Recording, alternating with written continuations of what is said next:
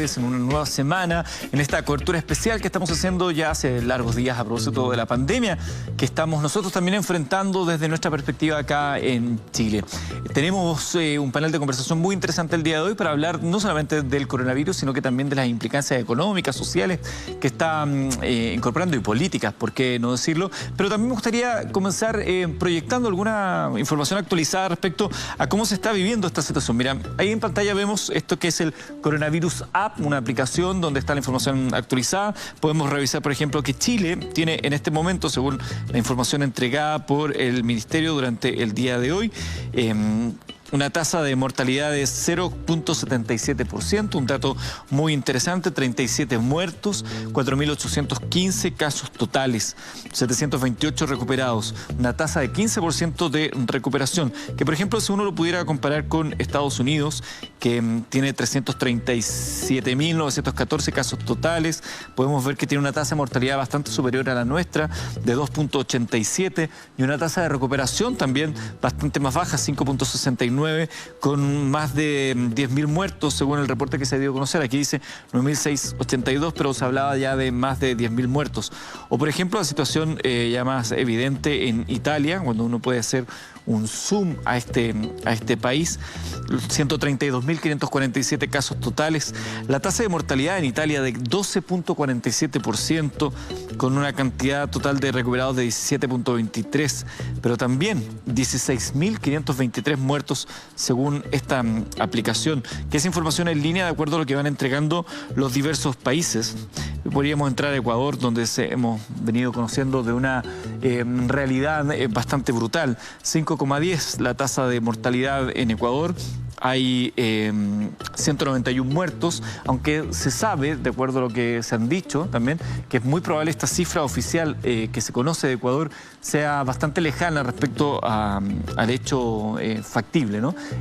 Sabemos que en Guayaquil, por ejemplo, hay una situación de crisis humanitaria ya desatada. Hemos visto en estos días cómo el gobierno, la respuesta que ha ido dando es entregar ataúdes de cartón y se preparan varias fosas comunes. Es un poco, podría sonar quizás como una situación así como casi como de un consuelo, ¿no? Un consuelo respecto a cómo lo estamos enfrentando acá, cómo se está viviendo acá. Algunos consideran que aquí todavía no se toman las medidas necesarias. Bueno, es bueno también conocer cómo ha ido ocurriendo en otros países. También es cierto que probablemente ni un sistema de salud hubiera estado preparado para una situación de esta naturaleza. Me gustaría presentar en primer lugar esta noche al doctor Mario Cheong. Él es bioquímico de la Universidad de Chile e investigador del ACDIS. Porque también ha sido tema, ahí ya lo tenemos en pantalla. Buenas noches, doctor. Un gusto de tenerlo con nosotros en Mentiras Verdaderas. Yo decía que ha sido tema, ha sido presentado por el Ministerio de Salud, también la OMS como que de alguna manera retrocede respecto al uso de mascarillas. Me gustaría que viéramos antes el video que ha presentado el Ministerio a través de su página web y luego hablemos de la efectividad real de las mascarillas con el doctor Cheong. Hola, como profesionales de la salud queremos enseñarte a confeccionar tus propias mascarillas caseras con artículos que encuentras en tu hogar. Podrían ser pañuelos de tela de distinto tamaño o también una polera. Necesitamos también 2 elásticos. Llevamos las mangas hacia el centro, partimos en 2 la polera y luego hacemos 3 pliegues. Un elástico por un extremo y el otro elástico por el otro. Llevamos los extremos al medio y ahí tenemos nuestra confección de nuestra mascarilla. La idea es que cubra siempre nariz y boca y si sentimos húmeda nuestra mascarilla, debemos cambiarla.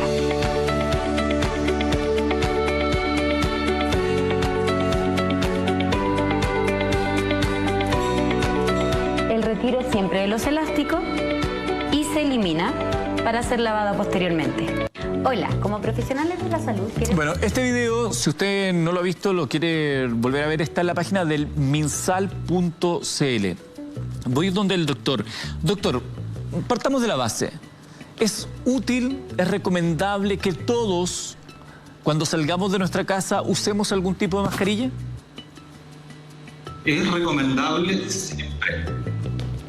Especialmente en aquellos lugares donde hay mucha gente, hay una aglomeración muy grande de personas, es absolutamente recomendable utilizar mascarillas. Perfecto.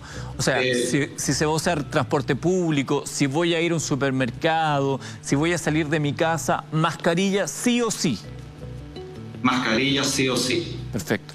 A ver, le voy a explicar cuál es el principio de por qué es necesario usar mascarilla. Esto es, cuando una persona está enferma y presenta sintomatología, es muy fácil detectarla y aislarla. Y de esa manera interrumpir el desarrollo de la enfermedad posteriormente. Sin embargo, en este caso en particular del COVID-19, hay muchas personas que son asintomáticas o están en periodo preasintomático. Y en ese periodo son capaces de infectar a otras personas. Por lo tanto, cuando uno está en un grupo humano muy grande, no sabe quién de esas personas está enferma y cuál no. Y por lo tanto es muy importante poderse aislar y protegerse de una posible infección. Como esta enfermedad se distribuye a través de estas gotitas de saliva que las personas expulsan cuando tosen, hablan o estornudan, es muy importante poderse proteger las vías respiratorias, la boca y la nariz, con una mascarilla para inhibir la inhalación. Vamos ahora. Por eso que es muy importante. Perfecto, ya. Primer mantra que nos tenemos que aprender: de ahora en más, uso de mascarillas si vamos a estar en lugares concurridos. Segundo mantra que tenemos que aprender: ¿cuál mascarilla sirve y cuál no? Ahí usted, entiendo que tiene varias mascarillas, podemos hacer el famoso test del aerosol. Podemos hacer el famoso test del aerosol. Acá tenemos la mascarilla que es la N95. Esta mascarilla, como ustedes saben, fue prohibida por el señor Trump para ser exportada a Latinoamérica y Canadá. Por lo tanto, de ahora en adelante va a ser muy difícil conseguirla. Exactamente, no salen de Estados Unidos. Tenemos una segunda mascarilla, como ustedes pueden ver, que es muy parecida a la N95. Pero esta mascarilla es para retener polvo y utilizan habitualmente personas de la construcción. Claro. Si uno hace el test del aerosol, esta es la N95, ustedes pueden ver que no sale nada. Claro. Pero esta, que es la de la construcción, que uno hace el mismo test, ¿ya? Ustedes pueden ver que doctor, perdón. Sí, necesito que eso lo haga un poquito más atrás para que se pueda ver en pantalla de buena manera. Ahí, perfecto. ¿Se ve que sale líquido? No sé si ustedes ven. No. ¿Y si lo hace de lado, así como...? Sale muy poco. Si lo hace de lado como para sale poderlo... muy poco, pero es capaz de expulsar algo de líquido. Perfecto. ¿Ya? ¿Ya? Acá tenemos... Esta es la mascarilla quirúrgica. ¿Ya? Podemos hacer el mismo test. No pasa absolutamente nada. No pasa nada, perdón, doctor, a ver si me escucha un segundo, porque para que se pueda ver bien necesito que lo haga en forma lateral, hacia de costado, así podríamos ver eventualmente el tránsito de la esta no lo van a ver nada porque no sale nada. Perfecto. Pero esta de acá es una mascarilla hecha de tela. ¿Ya? Es artesanal. Es bastante gruesa la tela, pero aún así ustedes van a poder ver. Ahí se ve. Pasa completamente limpio. Ahora, en el Ministerio de Salud recomiendan el uso también de telas. Claro, es lo que vimos. Acá tengo yo un pañuelo, por ejemplo. Si en el pañuelo usted lo usa como simple, sin doblez, ustedes pueden ver que pasa completamente. Pero este pañuelo, para ser usado correctamente, tiene que tener al menos 3 dobleces. Al menos 3 dobleces. Al menos 3 dobleces. Entonces uno lo voy a doblar 3 veces, ahí tengo uno. Claro. Y acá voy a hacer un doblez triple. En el fondo quedan como 3 capas de tela. 3 capas de tela. Si uno hace la prueba en este caso del aerosol, no pasa absolutamente nada. Es muy interesante, doctor, permítame un segundo, es muy interesante lo que usted plantea, porque si vamos a empezar a hacer mascarillas en nuestras casas, es fácil tener quizá a mano un desodorante aerosol y probar nosotros mismos la efectividad de la cantidad de dobleces necesaria. Lo importante es ver que no salga nada hacia el otro sector de la tela para que sirva efectivamente como una protección válida y no sentir que estamos protegidos cuando en realidad estamos siendo expuestos igual. Exactamente. Lo peor que uno puede usar en una mascarilla es la falsa sensación de seguridad. ¿Cuánto dura este tipo de mascarilla? En las mascarillas quirúrgicas, en rigor, duran aproximadamente 4 horas. ¿Ya? Pero va a depender del uso. Perfecto. Porque con el uso, a medida que uno respira, a través de la mascarilla, cambian el estado de porosidad de la materia. Y por lo tanto, se va haciendo cada vez más poroso. Y las mascarillas que hagamos en nuestras casas con tela, ¿con qué periodicidad debemos cambiarlas? Deberían ser básicamente cada vez que uno sale y retorne a la casa, ¿ya? Esta mascarilla debe lavarse. ¿Y ese lavado? Por lo tanto, ¿Y ese lavado con jabón, con detergente, en la lavadora, manualmente? Este virus es bastante sensible a los detergentes. De hecho, el lavado de manos con 20 segundos con jabón es suficiente. Por lo tanto, si uno lava con detergente y está sumergido en más de 20 segundos, debería ser suficiente para destruir el virus. Doctor, lo otro que quería preguntar, ya que estamos hablando de las mascarillas de género que vamos a hacer en nuestras casas, porque las N95 son difíciles de encontrar, producto que Trump impidió su exportación, que las otras de polvo también tienen cierta... cuesta encontrarla y probablemente la población va a empezar a usar estas mascarillas que son artesanales, por decirlo de alguna manera.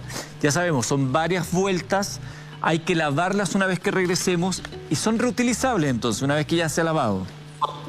Son reutilizables, en ese caso son reutilizables.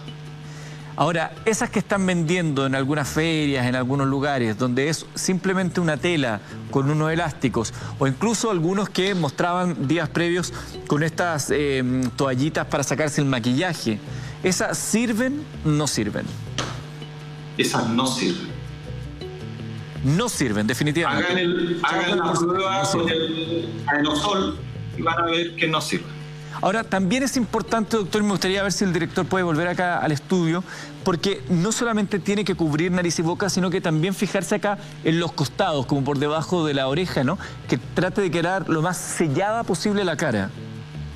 Así es, debe cubrir nariz, boca y que los costados tienen que estar completamente sellados y cubrir su barbilla. Ahí también los hombres que usan barba más larga, la invitación quizás es a recortarla. Así es.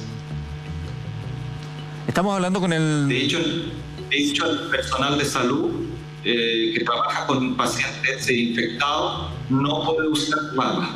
No puede usar barba. Estamos conversando con el doctor Mario Chong, bioquímico de la Universidad de Chile, investigador del ACDIS. Doctor, usted que tiene ahí mascarilla, ¿nos puede mostrar su correcta utilización y también, que es muy relevante, cómo sacarse después la mascarilla? Porque no es llegar y tomarla. Correcto. Ahora, en esta mascarilla, que es una mascarilla pulverizada, tiene un alambrito en uno de los dos costados. Correcto. Este alambre de acá es para dar la forma de la nariz. Ya. Si uno fabrica una mascarilla artesanal, uno puede poner acá en la parte superior con un scotch o coserlo, un clip estirado. Perfecto. Para dar forma a la nariz, ¿ya? Hacer las veces de alambre. Claro. Y esta mascarilla debe tomarse siempre de las asaderas que están acá y con estas ponérsela en la cara, cubrir la nariz, ¿ya? Apretar el alambre para que se fije sobre la nariz y no se desplace y fijarse que cubra completamente la barbilla y los costados, ¿ya? Lo más importante de todo es que cuando uno se pone la mascarilla, nunca debe tocarla y nunca debe sacarla. Y se lo digo porque yo he visto muchas personas que utilizan mal la mascarilla. Por ejemplo, la utilizan así. Claro. Eso no puede ser porque uno no está protegiendo la nariz. Tampoco yo he visto muy frecuentemente, es que las personas hacen frecuentemente este gesto. Y es porque sienten que la mascarilla se les está cayendo. Si está el alambre acá, la mascarilla no se va a caer. Este gesto, el problema que tiene es que cuando uno utiliza mascarilla y uno está en un ambiente probablemente contaminado, el lugar donde principalmente se va a depositar el virus es donde uno respira, que es en esta zona. Y por lo tanto, cuando uno toca la mascarilla así, los dedos se contaminan. Perfecto. Y después, personas como yo, por ejemplo, que usamos lentes, hacemos este gesto, que es para subir los lentes, contaminamos inmediatamente la cara. ¿Ya? Por lo tanto, no se puede tocar. Tampoco lo que debe hacerse, que también lo he visto muy frecuentemente, es que las personas, cuando tienen la mascarilla puesta y conversan, se bajan la mascarilla. Y se la bajan exactamente como me la bajé yo. Claro. Por el movimiento que es incorrecto hacer, que es tocar la mascarilla. Y por lo tanto, la mascarilla, una vez puesta, nunca debe tocarse y nunca debe sacarse para ninguna circunstancia. Usted sale de la casa, se pone la mascarilla y el único momento en que vuelve a tocarla para sacársela es cuando regrese a su casa. En ningún otro momento más. Mostremos el proceso de sacarla. Ya. Como no se puede tocar la parte delantera de la mascarilla, usted siempre debe tomar la mascarilla de las asas detrás de la oreja y retirarse, sin tocar la mascarilla con las manos. Y esta mascarilla debe ir inmediatamente, si usted está usando una casera, debe ir inmediatamente a sumergirla en una solución con agua y detergente. Para las mascarillas que son desechables, antes de botar la basura, ¿se recomienda algo especial? Bueno, en general lo que uno hace en este tipo de mascarilla es, lo voy a poner acá, tengo acá la mascarilla, me la saqué, todavía no le he tocado la parte superior, uno siempre debe, fíjense, ahí un segundo, se ve el doblez. por favor, director, póngalo a pantalla completa al doctor, gracias. Ya. Ahí se ve el doblez de la nariz. ¿Sí? Uno debe doblar la mascarilla siempre por el lado que estuvo hacia afuera, hacia adentro, y doblarla en 4, de tal manera que el lado contaminado quede completamente sellado. Perfecto. ¿Ya? Y una vez que quede sellado, uno puede o sumergirlo en agua y cloro para poder desecharlo en la basura, o bien introducirla en una bolsa plástica, o bien la puede hervir 5 minutos en agua y queda completamente descontaminada. Buen punto. O agua, cloro o hervor. Y después se puede desechar rápidamente en la basura. Buen punto. Ahora, porque esta recordemos que hay gente que la puede tocar. Por ejemplo, las personas que recogen la basura pueden tocar una mascarilla contaminada y ellos enfermarse. Por lo tanto, hay que tener la precaución de limpiarla. Ahora, estas mascarillas que son quirúrgicas son desechables, no se pueden reusar. Si uno las lava, destruye completamente la propiedad que tiene de retener las partículas infectivas en la matriz. Y por lo tanto, estas no se pueden lavar. Si la va a reusar, no las puede lavar. El virus puede sobrevivir acá en máximo 4 o 5 días. Por lo tanto, si usted la quiere reusar, una manera para no dañar la matriz es simplemente guárdela una semana. La semana siguiente la va a poder volver a usar. Porque se supone que en una semana ya eventualmente el virus ahí depositado ya estaría inerme. Inerte, exactamente. Pero no la puede mojar. Lo otro que le quiero preguntar, doctor, que tiene que ver con el uso de guantes. Yo he visto a hartas personas también que usan los guantes para no entrar en contacto con superficies potencialmente contaminadas, pero como es una cosa que va más allá de lo que uno quiera, a veces la mano con el guante se va a la cara igual. Exactamente. De hecho, el guante es el que más sensación de seguridad da, pero es una falsa sensación de seguridad. Porque si uno toca, supongamos que yo tuviera guantes, toco una superficie contaminada, después la pregunta es, ¿cómo uno se saca el guante para no contaminarse? generalmente las personas se las sacan tirando de los dedos. Claro, y esa es la manera incorrecta de sacarse los guantes. Los guantes siempre se sacan de la parte inferior, se tira y se da vuelta el guante al sacarlo. Correcto. Con este se agarra el otro guante y se saca para envolver el primer guante con el segundo guante y que quede completamente dado vuelta. Esa es la manera correcta. El problema está que en el guante, en la superficie del guante, el virus puede vivir mucho tiempo y por lo tanto cuando uno toca superficies contaminadas con el guante y esa mano se la lleva a la cara o toca otra parte de su cuerpo, está contaminando esa parte. Y lo único que está protegiendo es la mano. Y la parte más importante que hay que proteger no es la mano, sino son los ojos, la nariz y la boca. Otro punto. El virus no entra por la mano. Claro, no, claro, entra solamente por ojos, nariz y boca, por las mucosas. Exacto. También se hablaba de la posibilidad de hacer mascarillas de tela e instalar entre medio un filtro, como el que se usa en el café o el que se usa a veces en los extractores de cocina. ¿Sirven esos filtros? Sirven. De hecho, hay filtros que tienen tamaño de poro que es muy pequeño, ¿ya? Y esos filtros ustedes los pueden encontrar, por ejemplo, en las bolsas de las aspiradoras, porque están diseñadas para retener polvo. Ah, claro. En los filtros de café o en los filtros, como usted dice, de máquinas de extracción, que no necesariamente son extractores de cocina, pueden ser incluso de algunos extractores o humidificadores de aire, que son filtros especiales para retener polvo. También están en los autos, en los filtros que hay para el aire acondicionado de los autos. Ese filtro permite retener polvo de tamaño muy pequeño y esos filtros pueden y son mejores que la tela para retener partículas pequeñas y por lo tanto sirven de mayor protección. Por lo tanto, si uno utiliza filtros para filtrar café y lo pone entre dos telas y eso lo monta, eso ayuda muchísimo. Y ese filtro de café o de los otros que usted menciona, doctor, ¿tienen un periodo de vida útil? Así es, los filtros de café, como ustedes saben, son de un único uso, se van deteriorando con el uso y al humedecerse, y cuando uno respira, bota vapor de agua que va humedeciendo ese filtro y por lo tanto va destruyendo. Pero en cambio hay los filtros más de tela, como es el caso de las aspiradoras, esos filtros pueden ser perfectamente lavados, ¿ya? Y se pueden reutilizar.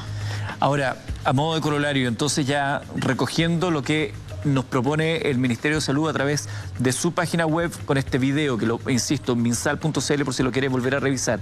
En la medida que demos al menos 3 dobleces sobre la tela de una polera, por ejemplo, podríamos eventualmente tener una mascarilla segura y para estar más seguros todavía podríamos aplicar el test del spray con un desodorante o algo para ver si pasa o no pasa hacia el otro lado alguna partícula. Así es, esa es la recomendación. Y repetimos entonces lo que nos decía el doctor, es muy importante entonces si uno va a estar en algún lugar con mayor cantidad de personas, ponerse una mascarilla sí o sí. Sí o sí. De hecho, como anécdota solamente, el director de la CDC, pero China, durante toda la crisis china nunca dio ninguna conferencia de prensa. Sin embargo, la primera conferencia de prensa la dio hace 2 semanas atrás para una revista muy famosa que es Science, ¿ya? Y dentro de las preguntas que le hicieron era que evaluara cuáles eran las medidas que había tomado el CDC norteamericano para el control de la enfermedad. Él dijo, mira, todas esas medidas son correctas, pero hay una que estoy totalmente de desacuerdo. Que el principal error del CDC fue no obligar a todas las personas que usaran mascarillas desde el comienzo. Interesante punto. Recordemos que acá en nuestro país desde el miércoles ya será obligatorio y esas son las cosas que a mí me cuesta entender. ¿Por qué desde el miércoles, no desde hoy día ya? Quizás para instalar los proveedores, pero ¿es necesario usar mascarilla? Es necesario. Doctor, muchas gracias por recibirnos esta noche en Mentiras Verdaderas. Muchas gracias a ustedes por la invitación. Y vaya a ver a su perrito ahí que está ladrando. Sí. Claro, porque hay que cuidar las mascotas también ahí, como lo hacía el doctor Cheong. Bueno, vamos ya de inmediato a nuestro panel de conversación de la noche de lunes. Vamos a hablar del coronavirus, también de los alcances políticos, económicos que puede tener esta circunstancia. Ya estamos viendo en pantalla a nuestros 4 contertulios. Comienzo saludando a la senadora de la Democracia Cristiana, Jimena Rincón. Bienvenida. Muchas gracias, Eduardo. Muy buenas noches. Presidente y diputado de Renovación Nacional, Mario Desbordes, también con nosotros. Bienvenido, Mario.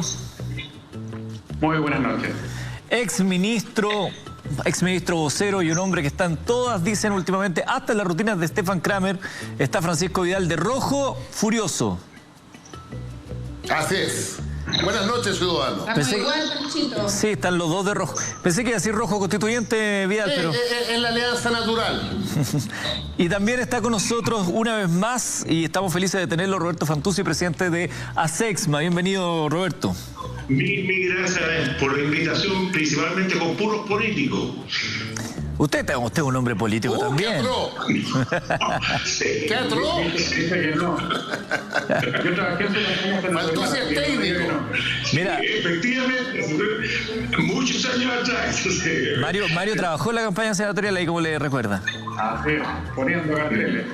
Voy a comenzar de inmediato y lo voy a vincular con lo que veníamos hablando recién a propósito de las mascarillas. Nos recordaba ahí el doctor Cheong que Estados Unidos y Donald Trump prohibió a 3M exportar este tipo de mascarillas a Latinoamérica y a Canadá. Y ahí el senador Desbordes puso un tuit que dice que si 3M nos suspende la exportación de estos elementos necesarios para la crisis de salud, aunque sea por orden de Trump, Chile debería dejar de comprar de manera definitiva y a nivel estatal todos los productos de esa marca por no ser un proveedor confiable. Mario, ¿ha tenido alguna respuesta de 3M? No, 3M no me va a contestar, obviamente, pero lo primero, no sabemos si vamos a tener una pandemia en un año más, 2 años más, 5 años más, si vamos a tener un conflicto de cualquier tipo. Y lo que aquí está quedando demostrado es que dependemos de algunas empresas, de algunos proveedores para temas que son estratégicos, que son sensibles. Y Chile debería ponerse las pilas, y aunque cuesta un poquito más caro que lo que le pagamos a 3M, pagarle a proveedores nacionales en temas importantes, temas sensibles, por ejemplo, los elementos clave en materia de salud. Nosotros no podemos depender ahora, porque en el mundo entero se están embargando unos con otros las cosas, y resulta que nosotros miramos de brazos cruzados. ¿Por qué? Porque somos turistas en estos temas de las compras y le compramos siempre más barato que compra con las bases. Es importante que proveedores chilenos que no tienen los volúmenes de 3M no pueden competirle. Entonces lo que yo creo que tenemos que sacar aquí como una primera conclusión, primero que el Estado no era tan malo como algunos del sector decían, y 2, que creo que es súper importante empezar a mirar qué áreas son sensibles, son estratégicas y debemos entonces fortalecer y promover a los nuestros para no depender de terceros extraños, porque, insisto, esto vuelve a pasar en cualquier minuto y vamos a tener problemas. 3M nos va a cortar inmediatamente la provisión. Claro, interesante punto, quizás antes se consideraba sensible. Bueno, solo una cosa. Ya, adelante. Que en Chile existe la capacidad de hacer estas mascarillas. Ya la hacía una empresa que exportó cuando tiraron el avión a las Torres Gemelas, en Mass Prod. Y hoy día está haciendo un gran esfuerzo, pero generalmente está con los problemas comunes que capital de trabajo, etcétera, etcétera. Monash, que hacía calcetines, está haciendo hoy día mascarillas. Cafarena exactamente igual. Si la industria nacional está durmiendo, si ese es el problema, cuando se despierte, si tenemos una política industrial, y quiero entrar en ese tema, que hoy día estamos preocupados solamente de las reprogramaciones y esa política no está incluido la reactivación. Lo más importante a futuro es cómo somos capaces de reactivar toda nuestra industria nacional, que por muchos años ha sufrido las consecuencias de una apertura sin medición, etcétera, etcétera. Senadora, ¿le parece interesante este punto? Hasta hace algún tiempo se hablaba de, a nivel estratégico, ¿no?, de defensa del país, y se pensaba en la industria armamentista. Abrir la mirada, porque quizás los conflictos ahora van por otra naturaleza. Ya no es un misil contra un misil. Bueno, claramente lo hemos hablado en tu programa, en otras oportunidades. Creo que este virus y la pandemia que ha generado nos va a replantear muchas conversaciones, lo que yo creo que se puede transformar en una oportunidad.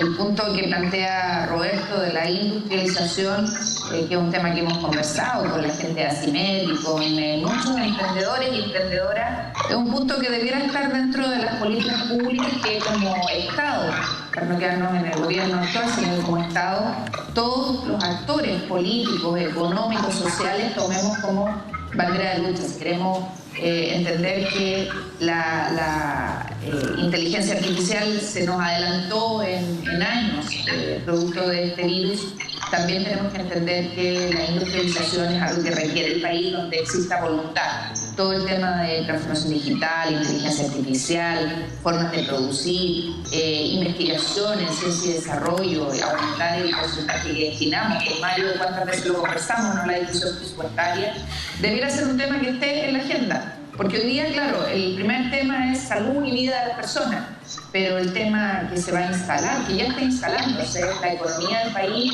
y las oportunidades que se abren y se cierran producto de esta pandemia. Le voy a dejar planteado a Francisco Vidal la siguiente pregunta. ¿Qué se ha hecho en los gobiernos para potenciar la industria y no dejarlas morir como tantas áreas porque finalmente era más barato traer, por ejemplo, los zapatos desde China? Tenemos que hacer la pausa y ya regresamos de esto y más, y también vamos a hablar de la famosa foto del presidente en Plaza Italia. De eso y más al regreso de la pausa acá en Mentiras Verdaderas. Desbordes, ya vamos a revisar sus tweets. Quisiera saber qué le parece a Francisco Vidal la fotografía en cuestión. Todo eso me parece una torpeza infinita. ¿Ya? Cuando el país requiere más unidad que nunca para enfrentar 3 pandemias. La salud, la económica y la social. Todo lo que sirva a la unidad es coherente. Todo lo que sirva a la división no sirve, ¿no? Y además no saludó a nadie. Entonces ya, mira, dio disculpa, yo le acepto la disculpa. Y punto. Qué bueno, Mario, me gustaría... A mí me llama mucho la atención que efectivamente puede haber sido un error garrafal del presidente de la República. Pero ayer se firmó un convenio transversal de muchos diputados y senadores de distintas camisetas políticas, y también con un grupo de pymes distintos, cooperativas, farmacéuticos independientes, etcétera, ASEGMA, Columbia, y leo los Twitter y la mayor parte se preocupa que una diputada comunista había firmado también este documento. Yo lo hallo de una importancia enorme que todos estemos unidos, que todos hayan sacado la camiseta del partido político y se hayan puesto la camiseta de Chile, porque ese es el problema que tenemos las pymes.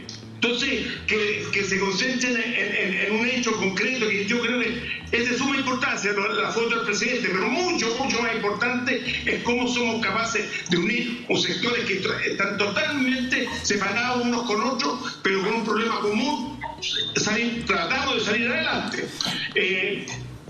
Lamentablemente interrumpir la misma idea, pero es una idea concentrada principalmente en una actividad que está sumamente complicada. Puede venir hambre en nuestro país, escúchenos bien, hambre si no somos capaces de reactivar. Yo participaba en las ollas comunes, me acuerdo perfectamente con un obispo, Enrique Alvear, si mi memoria no me falla.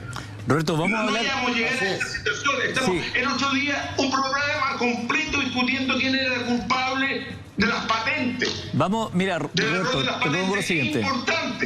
Propongo lo siguiente. Vamos. No, está bien. Sí, esto es una conversación, un living virtual. A veces destinamos mucho tiempo a cosas que son importantes, pero que hay cosas que son más allá de eso. Valioso, lo vamos a hablar, pero también es importante determinar las comunicaciones del presidente, al punto que genera columnas de opinión como la del rector de la Universidad Diego Portales, que le dedica un extenso contenido, o el mismo Mario Desbordes, que está acá con nosotros, que a través de un tuit sale un poco a hacer una defensa de esta situación. Esto antes de que vinieran las disculpas respectivas del presidente de la República. Dijo Mario Desbordes: nadie tiene derecho a pretender que un chileno, cualquiera que sea, no puede ir a la Plaza Baquedano, Italia o como le quieran decir. @ Sebastián Piñera es el presidente de Chile y no provoca a nadie al caminar por ahí. La plaza no tiene dueño, nos pertenece a todas y todos.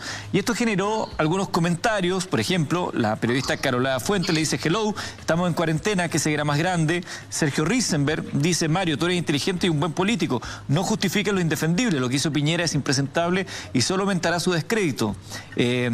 Por acá pregunta también el guionista Chasca Valenzuela: y entonces, ¿por qué el presidente sintió la necesidad de mentir para justificar su paseo con foto incluida? El que explica se complica, dice Mario, pero ¿qué pasó aquí realmente? Además, venía con el @RN Chile, después hubo más a título personal, me parece. Mira, primero yo puedo entender la discusión en el tema sanitario, y es válido. Está o no el país en cuarentena, debió haberse bajado del auto aunque fuera por 5 minutos, 3 minutos. Él tiene obviamente salvoconducto, los carabineros se preocupan de eso todos los días, pero la discusión sanitaria yo la puedo entender. Lo que no me parece aceptable es que alguien pretenda que es una provocación política el que el presidente de todos los chilenos se pare y se saque una foto en la plaza Baquedano, de la Dignidad, como tú le quieras poner. Mira, si las barras bravas y los narcos definen territorios y no se puede meter nadie que no sea del lugar. Yo, cuando he trabajado en poblaciones, ahí están los postes pintados de un color, de un equipo, y si viene alguien del otro equipo lo matan. Porque esa práctica que no corresponde en democracia no es aceptable hoy día en la política, no la podemos trasladar a la política y por lo tanto, ¿cómo me van a decir a mí que es una provocación que el presidente se saque una foto ahí? Luego, yo le diría a Pancho Vidal, le echar una miradita al video, Pancho, porque efectivamente sí saluda a los militares, pero bueno, da lo mismo. El punto es por qué tenemos que aceptar que alguien se erija en el dueño de la plaza o que tenga el derecho a decirme: mire, este entra y este no. Y si este entra me ofende y por lo tanto no se lo permito.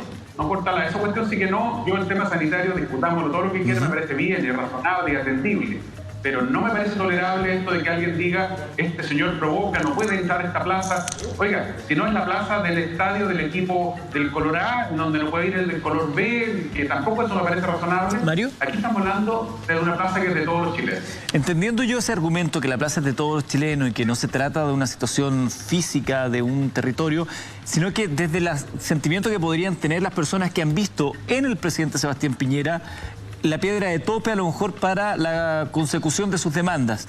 Desde esa perspectiva, por lo simbólico del lugar, ¿se podría entender que algunos lo consideren una provocación? No, yo no lo acepto porque, mira, el presidente ha sido muy claro respecto a la violación a los derechos humanos, que han sido individuales. Ningún órgano serio te ha señalado que son sistemáticas e institucionales. Ninguno. Y luego de eso, en el tema de las demandas ciudadanas, bueno, estamos tratando de avanzar. Estas demandas tienen 30, 40 años. O sea, cualquiera de los demás presidentas o presidentes de los gobiernos anteriores tampoco puede pararse ahí porque estamos hablando de cuestiones que se arrastran durante 40 años. No caigamos en esta cultura del odio, de esta cultura de la pelea permanente, del blanco y negro, del enemigo y amigo. No es bueno para Chile que empecemos a caer en ese tipo de actitudes. No le hace bien al país. No nos equivoquemos en eso. No podemos permitir que nos pongamos en el plano del blanco y el negro, el bueno y el malo. Eso no es correcto. Senadora, ¿cómo ve usted este hecho que incluso llegó a ser comentario del New York Times? Mira, la verdad es que yo puse un tuit ese día y mi tuit decía: de verdad el presidente no entiende nada de nada, creo que si hubiera tenido la posibilidad hasta se pone la capa de Superman, quizás de zorro, y una de esas se la cree y monta el caballo de Baquedano. Mal presidente. Y preferí orientarlo hacia ese lado y no meterme en el tema de la provocación. Perdón, senadora, solo un segundo. ¿No es tan bien ofensivo la forma en la cual usted se refiere al presidente de la República? No, porque creo que lo que él hace es no entender que primero él mismo con su gobierno ha decretado cuarentena y por lo tanto él tiene que partir por el ejemplo. Piensa que nosotros hemos tenido toda una discusión, no sé cómo ha sido en la Cámara en el caso de los diputados, pero toda una discusión respecto de nuestras sesiones, si tienen que ser presenciales o no, por lo que eso significa. Y hemos entendido que tenemos que tener un sistema mixto, dual, hacer una parte vía telemática, como lo han llamado, y otra presencial. Entonces, si que él está gobernando no nos ayuda a mandar buenas señales, no ayuda, más allá de que sea la Plaza de la Constitución, Plaza Baquedano, Plaza de la Dignidad, como quieran llamarle. Entonces, yo lo que hacía era un llamado a la seriedad, porque él tiene una tendencia y olvida de repente cuál es su rol, así lo creo yo, y pasa ciertas líneas que no corresponden. Y creo que se equivocó, y es cierto cuando tú dices que incluso medios internacionales lo han recogido. El presidente tiene que ayudarnos a que la gente entienda que el primer esfuerzo parte por uno. Hay muchos que hoy día no pueden ni tienen la posibilidad de salir a sus casas, quedarse en sus casas, que tienen que trabajar, porque si no, no viven, no comen. Pero quienes puedan hacerlo, obviamente, háganlo. Y obviamente a eso sumarle las mascarillas, sumarle los guantes, sumarle el lavado de manos, que es tan importante. Y pasar a los temas fundamentales, que son la vida y la salud. En primer lugar, lo ha dicho el doctor Bernucci en el programa. Y luego el tema de cómo vamos a hacernos cargo de esto que ha dicho Roberto y que creo que todos debiéramos compartir, que lo que viene después, la economía, el desarrollo, las oportunidades, que es algo que nos va a pegar y nos va a pegar fuertísimo. Ya en mi región tenemos personas que me escriben que no tienen para comer. ¿Por qué? Porque no están generando ingresos. Los peluqueros, los pequeños empresarios, los vendedores ambulantes, la gente que vende en la feria, son tantos y tantas que han quedado fuera de las medidas que se han implementado. Francisco, yo también siento, Francisco, que el presidente de la República, estoy dando el pase, Francisco, que el presidente de la República lo que haga, lo que diga para algún sector, particularmente de redes sociales, va a ser considerado una provocación. Yo creo que a Sebastián Piñera no le dejan pasar una tampoco, ¿no? Bueno, sí, por eso hay que tener más cuidado, pero quiero recoger lo de la Jimena. A ver, mira, me he metido harto en mi obsesión por los números, ¿eh? Y ojalá que nuestros ciudadanos que nos están mirando, fíjense lo siguiente. La gente cubierta por el seguro de cesantía son 4.700.000 chilenos. De esos, 3,5 millones tienen contrato indefinido. Y 1.200.000 y un poquito más tienen contrato a plazo fijo. Todo ese universo está cubierto. Ahora, no necesariamente lo que está pasando, porque los que estaban con contrato antes de este seguro, quienes no se metieron al seguro, no están cubiertos. Así que hay que limpiar el dato. Que no, está bien, no, déjame solamente complementar. Lo que está pasando es que hay dos formas de quedar cesante hoy día. Uno es el finiquito tradicional. Sí. Y otros que se acojan a la nueva ley que se llama de protección al empleo y que se mejoró mucho en el Parlamento. Pero por favor, síganme esto. El que finiquitó, es decir, la empresa cortó relación laboral, lo anoté y le saqué la cuenta. Porque este es otro problema. Fíjate que esos 4.700.000 con cobertura tienen un sueldo promedio de 830.000 pesos. Si yo le aplico el subsidio de cesantía, el tradicional, el primer mes va a recibir 581.000 pesos. El 75%. El segundo mes, 456.000 pesos. El tercer mes, 373.000 pesos. El cuarto mes, 332. El quinto mes, 290.000 pesos. Y el sexto mes, 249.000 pesos. Solo pensemos en cómo se va reduciendo el ingreso. Entonces, en mi opinión, y en varios, una tarea del gobierno en sus nuevas medidas es cómo complementar ese ingreso que va cayendo. Claro. El otro grupo, y termina Eduardo, el otro grupo es el que se acoja a la ley que se promulga hoy día y que tiene un efecto retroactivo a partir del 18 de marzo. Ahí no hay finiquito. Es una suspensión temporal. Y la ventaja que tiene la ley es que los que ganan menos de 500 lucas, el primer, segundo y tercer sueldo es del 70%. Y el cuarto es del 60%.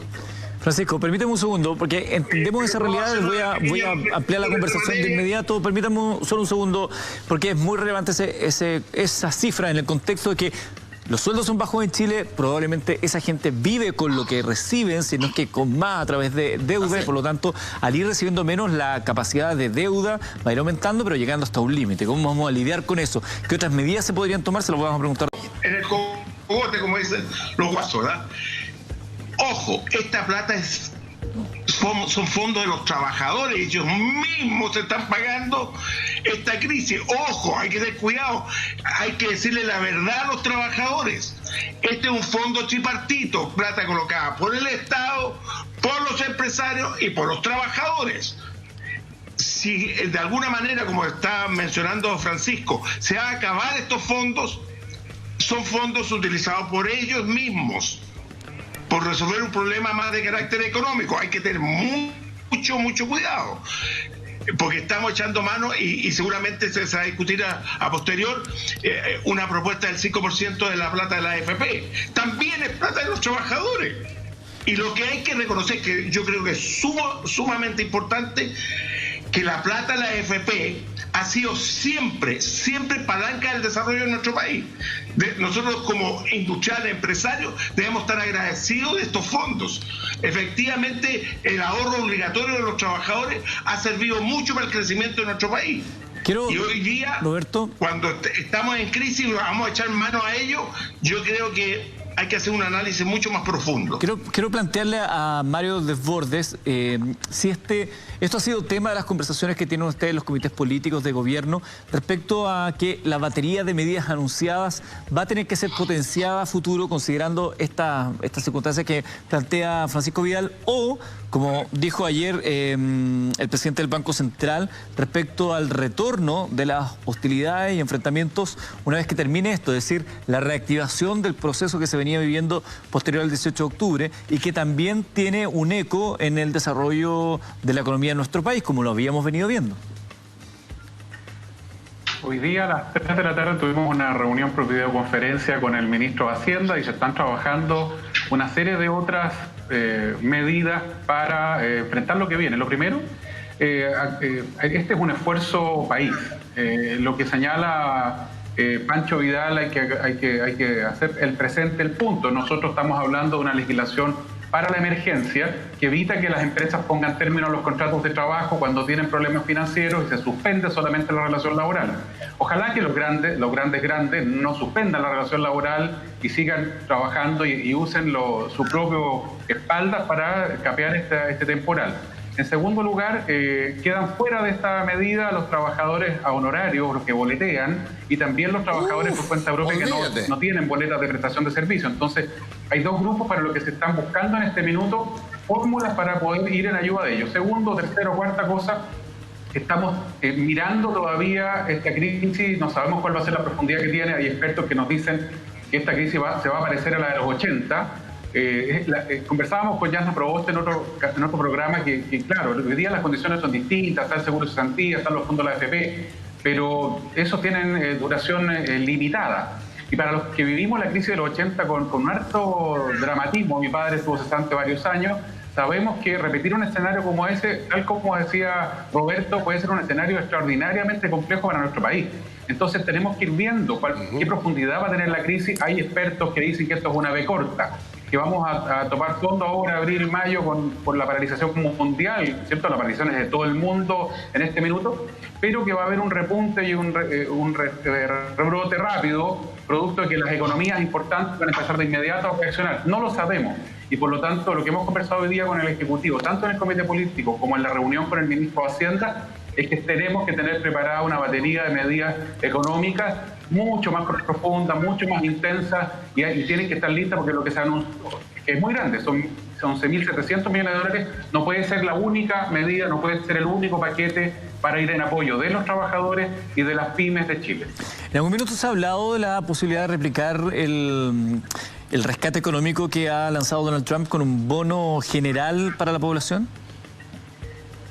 Es una de las cosas que está en discusión. Lo he conversado con economistas de la oposición también. Hay que tener cuidado porque hay personas que no han perdido el trabajo, están igual, y por lo tanto hay que empezar a focalizar. Un bono generalizado es lo que está pasando con las ofertas que están haciendo los bancos de correr los dividendos. Está corriendo el dividendo aquel que no tiene para pagar y también lo está haciendo el que podría pagar. Entonces, los recursos fiscales hoy día, siendo escasos, son mucho más que lo que habíamos tenido históricamente. Hay un colchón importante que son los ahorros que tiene el país en los fondos soberanos, y también hay un margen todavía para endeudarse. El déficit al que estamos llegando, ojo, que es bien importante, entre 5 y 7% del producto, y esto es una cifra muy alta, muy grande, inferior a lo que está haciendo Nueva Zelanda y Australia, que están hablando de 11%, pero en condiciones distintas. Entonces, efectivamente, el ministro de Hacienda, por encargo del presidente Piñera, están preparando paquetes de medidas en función de cómo vaya avanzando y evolucionando esta crisis económica, y sobre todo cuando vaya desapareciendo la crisis de salud. Ahora, el gran problema de esto es que ya se está viendo algunas personas que están sin ingresos hoy y ya están pidiendo plata en las calles. Hay gente que está hoy con la situación bastante compleja. Francisco, te escucho. Les puedo dar un dato que es más jodido todavía. Lo que decía Mario, ayer leí, los informales son 2.600.000 personas. Así es. Ahí hay de todo, feriante, taxista, dentista, olvídense. Pero de ese universo, el más complicado es 1 millón que son asalariados del sector privado sin contrato. O sea, sin derecho a los subsidios de cesantía. ¿Eso están dentro de los 2.600.000? Y espero que... ¿Cómo? ¿Eso están dentro de los 2.600.000 o además de los 2.600.000? No, dentro de los 2.600.000. Dentro. Entonces lo que sucede es que yo espero que el gobierno, para apoyarlo, para respaldarlo, se haga cargo de ese. Porque esa gente no tiene subsidios de cesantía. Y no tiene bono. No tiene suspensión temporal del empleo. Y el bono, eso de las 50 lucas por carga, por la estructura que tiene ese bono, que es el subsidio único familiar, llega esencialmente a las mujeres jefas de hogar, no al taxista. Entonces, lo que quiero decir es que si uno tuviera que poner prioridades, hay que garantizarle un ingreso a esos 2.600.000 chilenos. Senador Rincón, entendiendo que las políticas o los proyectos de ley que signifiquen gasto no dependen de ustedes, sino que tiene que venir con el apoyo del Ejecutivo. De todas maneras, ¿ustedes podrían proponer alguna idea? ¿Hay alguna propuesta, idea que se esté trabajando? Nosotros hemos propuesto varias iniciativas. De hecho, cuando se discutió el seguro de desempleo y la propuesta del gobierno, nosotros habíamos presentado uno con anterioridad al del gobierno, que sabíamos que era inadmisible. Y aquí uno los presenta no para insistir en su tramitación, sino que para que el gobierno los recoja y los estudie. Y también hemos presentado el del retiro del 10% del monto ahorrado de pensión, en fin, porque sabemos que lo que está proponiendo o ha propuesto el gobierno hasta ahora no es suficiente. De hecho, yo lo decía antes de partir ya el programa, hay muchos trabajadores y trabajadoras que estaban contratados antes de que se creara el seguro de desempleo en el gobierno del presidente Lagos, y como en esa época era voluntario, no se adscribieron al contrato. Hoy día les están suspendiendo la relación laboral y no tienen derecho a este beneficio.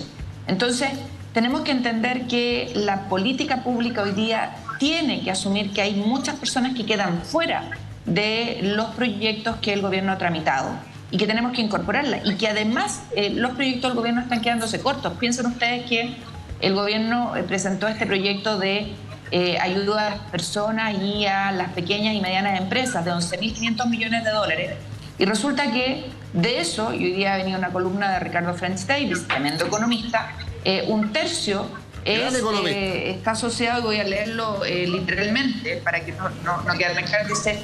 le preguntan sobre los 11.000 millones de dólares y dice: eso es insuficiente. De la cifra, alrededor de 2/3 son gastos transitorios que se reintegrarán posteriormente. Por lo tanto, el gasto neto es aproximadamente 1/3 del anunciado. Y cuando uno mira los recursos frescos, son poco más de 2.000 millones de dólares. El resto tiene que ver con reasignaciones. En mi región, el intendente me informó que se quedó solo con 1.500 millones y el resto se lo pidieron restituir al nivel central. Y eso va a afectar también a las pequeñas y medianas empresas, a las que no se les va a comprar. Entonces esto es casi un círculo vicioso donde tenemos que ser más audaces porque estamos en una situación distinta, absolutamente extraordinaria, y requerimos inyectar recursos a las personas, las familias y la economía. María Belborde, aquí hay un tema de dogmas también que se ha dicho desde el 18 de octubre en adelante, que muchos dogmas han sido sacudidos, rotos, cambiados, ¿no? Está un gobierno de derecha protegiendo con mucho celo las arcas fiscales de modo tal de actuar de manera más, entre comillas lo voy a decir, responsable, o, dadas las circunstancias que estamos viviendo, pandemia más situación económica alicaída, producto de lo que ocurrió del 18 de octubre en adelante, es el minuto de salir y tomar una iniciativa aún más audaz, de modo tal que la gente vea que efectivamente se están haciendo cosas que eran impensadas en pos de que la gente no pase hambre, que la gente tenga tranquilidad, que esto no signifique también algo que se viene hablando, un nuevo caldo de cultivo en términos de rabia y frustración para la gente una vez que termine esto. Bueno, hay que insistir en el punto de que mucha pyme, antes de la pandemia ya venía trastabillando, ¿no? Hay mucha pequeña y mediana empresa que lo estaba pasando muy mal. Esto no es un tema de derechas o de izquierdas, el gobierno está haciendo lo necesario y va a seguir tomando medidas, porque también hay que tener cuidado. Si uno se gasta de más y deja las arcas fiscales en el suelo, la crisis que pudiera ser de 6 meses, un año, podría doblarse en tiempo si es que se hace mal uso a las platas fiscales. El Ejecutivo va a tomar las medidas, Eduardo, se van a hacer los bonos que haya que hacer, van a ser más focalizados, se está trabajando en eso. Yo no puedo anticipar lo que hemos hablado el día de hoy porque lo va a anunciar el gobierno, y además el ministro recibió a la oposición, a la ex nueva mayoría, también en reunión hoy día, en el día remota también, para escuchar propuestas de medidas económicas. Vuelvo a insistir, aquí hay que pedir un esfuerzo al sector privado importante. Los bancos tienen que colaborar, el Banco Central está haciendo lo necesario. Hemos visto una distinta reacción de los bancos y es normal, los bancos no se pueden sentar entre ellos y poner de acuerdo en cuál va a ser su reacción a la crisis porque lo estaríamos acusando de colusión, es verdad. Pero es necesario que haya un esfuerzo enorme de parte del sector privado, de los más grandes. Hemos visto cómo, y lo hemos denunciado, algunos grandotes dicen, bueno, empiezo a pagar a la pyme, empiezo a demorar el pago a la pyme, pese a que la ley no lo permite. Y estamos ahí frenando la cadena de pago y así sucesivamente. Entonces tenemos que hacer un esfuerzo colectivo, un esfuerzo país. Los empresarios grandes cuidando a sus trabajadores y cuidando a sus proveedores, a las pymes que les colaboran, que trabajan juntos, codo a codo todo el resto del año. El Estado metiéndose la mano al bolsillo, subsidiando y apoyando. Vía Banco Estado, el Banco Estado no puede seguir siendo un banco más de la plaza, un banco comercial. El Banco Estado tiene un rol social en su origen que lo perdió con el correr de los años y por lo tanto el Banco Estado debe ir en apoyo de la pequeña y mediana empresa y de los trabajadores también, con condiciones que sean las de un país que estamos en una economía, perdón el término, una economía de guerra. Eso es lo que estamos enfrentando, una crisis económica, crisis de salud gigante, y si la crisis es tan grande como se espera, podemos andar en 14% de cesantía y algunos expertos nos han dicho que podemos llegar hasta el 30%. Llegar a cifras como esa es un drama enorme para millones de chilenos. Por lo tanto, el esfuerzo se va a hacer, no tiene que ver con de qué lado sea el gobierno y al margen, ¿cierto?, de lo que cada uno quiera, se va a hacer lo necesario. Ya, le voy a dejar planteado a Roberto si considera... Roberto, permíteme un segundo, Roberto, solo un segundo. Te quiero dejar planteado. ¿Cómo consideras que se va avanzando y de qué manera también, se te ocurre a ti, Roberto, podríamos de alguna sanción darle a los empresarios grandes que quizás se puedan aprovechar de las circunstancias? No quiero generar un halo sobre todos los empresarios, pero me parece que hay algunas empresas que podrían aguantar más a los trabajadores, creo yo. Frente a todo lo que está pasando, jamás dejemos de sonreír. Por eso, Clínica Simplanet, es tiempo de disfrutar de las cosas simples. es tiempo de volver a sonreír. No te pierdas esta increíble promoción. Implante más corona por solo 399.990 pesos. Incluye pabellón y laboratorio. Este precio solo lo encontrarás en Clínicas Implanet y solo hasta el 30 de abril. Ven con total tranquilidad porque nuestros profesionales han tomado todas las medidas de prevención para atender a sus pacientes. Además, controles posteriores gratuitos y garantía de por vida. Contamos con los mejores profesionales y la más moderna tecnología robótica, lo que se une para una experiencia única al momento de confiar su sonrisa a Clínicas Implanet. Clínicas Implanet, tu sonrisa es nuestra especialidad. Roberto Fantuzzi, lo escucho. Mira, refiriéndome al tema anterior, yo creo que uno de los programas que tenía principalmente el ministro era pagar al contado a partir del 1 de abril. Ojalá que se empiece a cumplir, porque el Estado es muy dinámico y tiene una gran cantidad de compras de pequeñas y medianas empresas que son a veces indirectas a través de las grandes empresas. Lo segundo, yo haría un llamado, yo sé que esto me retan los economistas. El 60% de la plata de la AFP queda en nuestro país y que se le presta gran parte a las grandes empresas de ese 60%. Un porcentaje, ¿te das cuenta? Gran parte de ese ahorro obligatorio de los trabajadores de ese 60% está puesto por los trabajadores de las pymes. No sé si me explico bien. Sí. Y hay un 40% puesto fuera de nuestro país. No sé si será el momento que ese 40%, ¿por qué se pone afuera? Para disminuir riesgo, pero también hay que decir que ese 40% está dando trabajo a extranjeros. Traer un porcentaje de esto a nuestro país para reactivar nuestra economía. Eso yo lo considero fundamental. Lamentablemente muchos economistas van a decir que esto es correr riesgo, o muchos trabajadores pueden decir que afuera rinde más. Pero que rinda más puede ser efectivo, pero que la persona que queda cesante tiene cero rendimiento. Y lo tercero... Y que está rindiendo mal también es un hecho. Lo que hemos conversado anteriormente, a mí me llama mucho la atención, principalmente del mundo político, que hay que decirlo con claridad, porque después, lamentablemente esos recursos no van a existir. El seguro de riesgo de pago es un ahorro de los trabajadores, tripartito. Se está echando mano a plata que es de los trabajadores para resolver un problema de los trabajadores. Ellos se están resolviendo su propio problema.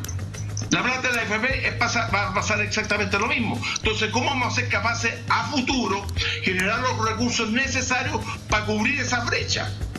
Porque estamos utilizando plata que no es del Estado. Tiene un componente estatal, Roberto, importante, y se le van a inyectar recursos adicionales para la crisis. 2.000 millones.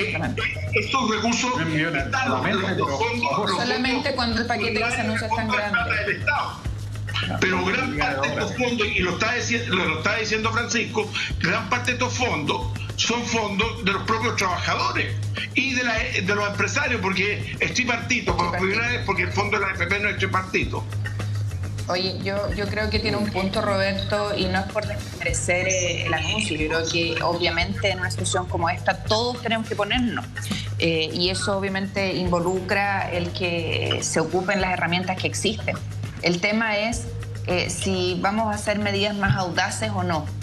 Porque con lo que se está anunciando no vamos a alcanzar a llegar. Y ya veían ustedes ayer una noticia en un medio de circulación nacional, decía... esto va a alcanzar solo para 1 mes y medio, creo que era el tiempo que daba. Y tal como vienen las cosas de lo que ha sido la experiencia en Italia, en España, en Alemania, esto da para mucho tiempo más, no se va a resumir o no se va a resolver en una semana. Y entonces uno mira a otros países que están siendo mucho más audaces que nosotros y nos preguntamos qué vamos a hacer, cuántos recursos efectivamente vamos a poner. Hay espacio, según también, y yo también he conversado y me he reunido vía virtual, por cierto, con economistas, hay espacio para endeudar al Estado de una manera obviamente responsable, con un programa, con una planificación, pero con lo que se está haciendo nos vamos a quedar cortos y vamos a tener efectivamente una cesantía, Mario tiene razón, mayor, que tenemos que asumir. ¿Qué vamos a hacer con esa gente? Hay ejecutivos que hoy día están saliendo de las empresas, que no son menores sus ingresos y queda toda la familia obviamente en una situación de desprotección. ¿Cuál es la política pública que vamos a construir entre todos? Porque aquí creo que tiene que haber un pacto entre todos para enfrentar lo que estamos viviendo hoy día y lo que veníamos, tal como dice muy bien Roberto, acumulándose desde antes del estallido social, con una situación de gente en situación de cesantía mayor que la que había habido en años anteriores. Mario. Pero mira, ¿puedo yo decir algo, no? Hay que... Mario. Eduardo, hay que tener presente que este es un primer paquete. El fondo de cesantía apoya solo a quienes que tienen contratos de trabajo. Tienen que tener una cantidad determinada de meses de cotizaciones, que se hizo una norma excepcional además sobre eso. Yo lo que quiero decir con esto se va a un grupo de personas. Con todo, sí. El fondo es tripartito y el Ejecutivo aporta una cantidad importante y le va a inyectar 2.000 millones de dólares, que es una cifra enorme. Hay que ponerle más plata probablemente, pero también hay que pensar en que tenemos que considerar a los que no están cubiertos en este fondo, que ya lo señalábamos, ¿cierto? Que son los trabajadores que prestan servicios a terceros vía boleta de honorarios y aquellas personas del mundo del trabajo informal que ni siquiera tienen boleta de honorarios. En cuarto lugar, hay que ver qué se hace con las pequeñas y medianas empresas. Ya hay un fondo de 500 millones de dólares que se le inyecta al Banco Estado, que es para eso. ¿Será suficiente o no? Es lo que el gobierno está todos los días midiendo. Aquí hay una serie de aportes que se van a hacer vía FOGAPE y vía estos de Corfo y de Cercotec, que son también importantes. ¿Es suficiente? Bueno, lo estamos midiendo. Es el primer paquete de medidas, no es el único. Y otro dato no menor. Siempre uno quiere, la persona del segmento ABC1 más o menos se las va a poder arreglar con mucha dificultad, pero algo va a poder hacer. Tiene redes, tiene apoyos, tiene líneas de crédito. Los sectores populares van a recibir un bono que es poco, pero que algo es.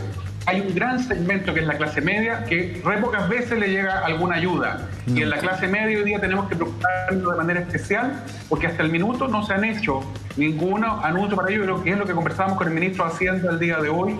Anuncios van a haber, yo te insisto, soy bien disciplinado, no puedo anticiparlo, pero se está trabajando en eso y es evidente que estos 12.000 millones de dólares, 11.700, es suficiente. Como bien dice el profesor Frendevi, son 4.000 millones de dólares de gasto, 4.700. El resto es dinero que el fisco no va a cobrar y que va a diferir pagos, etcétera. Mario, lo último que te quiero preguntar, entiendo que vas a tener que entrar a otra reunión virtual esta noche. El tema de la posibilidad de utilizar parte de los fondos provisionales, como se ha hecho en Perú y que acá en Chile algunos han puesto sobre la mesa, ¿está dentro de la mesa también? Que se entregue parte de lo ya ahorrado a los trabajadores tiene un riesgo enorme. Perú está entregando plata que no tiene, dicho sea de paso, porque ya le permitió retirar a los trabajadores su plata, un 70%. Ese es un ejemplo que demuestra lo equivocadas que son esas medidas, porque el 70% retirado se fue a suntuarios, se fue a cosas que no eran de primera necesidad. La persona no pagó su casa, no terminó de pagar la deuda de salud, sino que se lo gastaron en Perú en cuestiones en el mall. Esto hay que decirlo, está demostrado.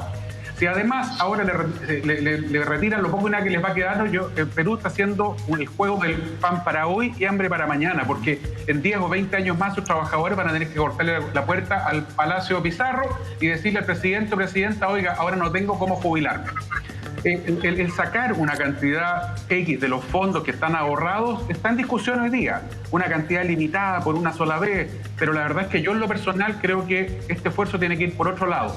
Entregarle las cotizaciones que los trabajadores van a hacer estos meses puede ser lo mismo que devolverles íntegramente el 10% de cotizaciones que hicieron el año pasado los trabajadores independientes y no aumentarles los cobros de este año que van a pagar imposiciones. Y lo mismo también de devolverles eventualmente los 10% que pagaron enero, febrero y marzo. Hay que hacer ese esfuerzo, estamos planteándoselo al gobierno en esos términos, pero yo en lo personal sería muy cuidadoso a la hora de tomar fondos de pensión, sacarlos de donde están y darles un sentido distinto, porque finalmente, te insisto, eso es pan para hoy y hambre para mañana. Mario, entiendo que nos va a dejar un segundo porque tienes otra reunión a esta hora, estas cosas son así. Te quiero agradecer que nos hayas acompañado hasta esta hora al menos acá en Mentiras Verdaderas. Muchas gracias por la invitación. Gracias, Mario. Vamos a hacer una pausa al regreso. Me gustaría que habláramos con el resto de nuestro panel respecto de estas medidas, también de la situación de este proyecto de ley que busca indultar, o por lo menos que algunas personas que están privadas de libertad, puedan cumplir esto en sus hogares. Hacemos la pausa y regresamos. Francisco Vidal, pero antes te recuerdo que hoy, una vez terminado Mentiras Verdaderas, vuelve a tus pantallas Tira, la serie. Violencia innecesaria otra vez contra un hombre inocente. ¿Te sigue acostando con ella? Me voy a casar.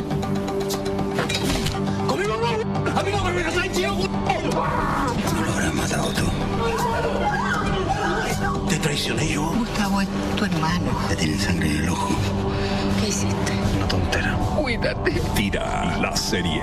Desde el lunes 6 de abril a la medianoche. La Red, junto a ti. Francisco Vidal, pan para hoy, hambre para mañana, retiro fondos de pensiones. Es que es vinculante con lo que les voy a decir. Yo dejaría eso como el último recurso. Y te voy a explicar porque hoy día en la mañana, lo recordaba Mario, todos los partidos de la oposición, a lo menos el mío, yo sé que la Democracia Cristiana, los radicales y los socialistas, le hicimos una propuesta al ministro de Hacienda de todo lo que hemos hablado en este programa, que lo voy a resumir en 2 medidas, son más, pero las 2 centrales. Un bono familiar de 126.000 pesos por persona a ese universo enorme de informales. Y un complemento al subsidio de cesantía para que no vaya decreciendo en el tiempo como lo explicamos al inicio del programa. Si tú haces eso, no requieres sacar la plata de la AFP. Si no lo haces, es el último recurso. Senadora, usted también me decía que había algunas cosas ahí que había que... Lo que pasa es que a mí me preocupa que no se tome la dimensión del tema de los fondos de pensiones. En los últimos 4 meses se han perdido 57.000 millones de dólares, se han esfumado. Nadie ha dicho nada, nadie se escandaliza, nadie emite opinión, todo silencio. Y resulta que solo en el último mes, en lo que va corrido de marzo, se han perdido 25.000 millones de dólares desde que se originó la pandemia. Y lo que nosotros estamos pidiendo es que las personas puedan retirar gradualmente, mensualmente, parte de sus dineros, hasta por un monto de 10%, para poder incrementar sus ingresos familiares. Y se nos dice que esto no es bueno, que se van a perder plata, que los ahorros, y resulta que se han perdido 57.000 millones. Lo que nosotros proponemos es menos del 40% de lo que se ha perdido. Y va en directo beneficio a las familias. Senadora. ¿Cómo tiene que hacerse? Mensualmente, obviamente no todo una vez, como ocurrió en otros países, y que hoy día lo tienen en la situación en que lo tienen.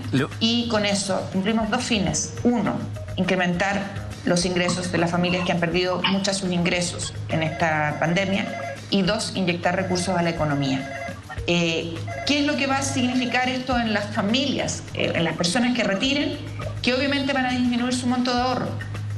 Pero la lógica que le hemos planteado formalmente, con una carta abierta al ministro que le mandé al día de ayer, al ministro del Trabajo y al ministro de Hacienda, que va a ser pública mañana, que se haga con el símil del bono de reconocimiento cuando esa persona se va a jubilar.